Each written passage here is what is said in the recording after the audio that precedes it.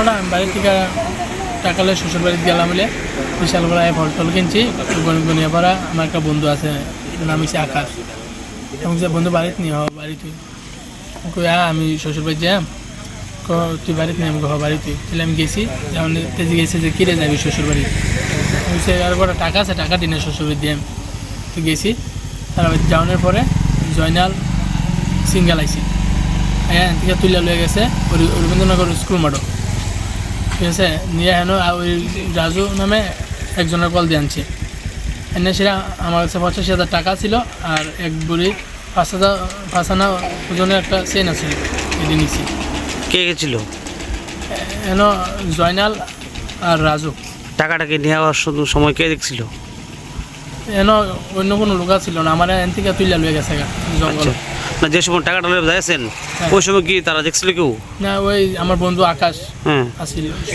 আকাশ কি জড়িত রয়েছে? জড়িত রয়েছে। তারপর তারপর কি হয়েছে? তারপর আমার অনেক মারধর করছে। এরপরে আমি মধুপুর থানাত কেস করছি, বিশালপুর থানাতেও কেস করছি। এটার মূল নায়ক হয়েছে টিটু আহমেদ যে গনিয়ামারার হ্যাঁ। এখন আপনি কি চান? আমি এটা সুস্থ বিচার চাই। আপনার বাড়ি? আমার বাড়ি হরিয়ারদুলা। নাম কি আপনার? রনি মিয়া।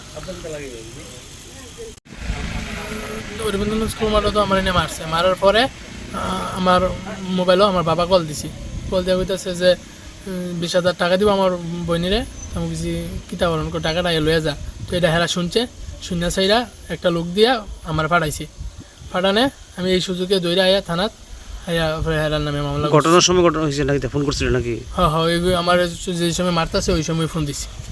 ফোনের ভিতরে তার ওই ফোনটা ধরছে, দুইটা কথা কও কিতা কও। ওরা কইছে যে টাকাটা বিশাল করে এমন দোকানও আছে এনে অনেক লেগে। আচ্ছা পরে কি থানাকে আশ্রয় নিছো? হ্যাঁ, পরে আমি থানা যাই আশ্রয় নিয়ে থানার নামে মামলা করছি। মামলা কার বিরুদ্ধে করছো? রাজু, জয়নাল, আকাশ, 3 জনের বিরুদ্ধে। হুম। তার বাড়ি কোন জায়গায় বলতে পারবে? ওই গনিয়ামারা 3 জনের বাড়ি। 100 জন।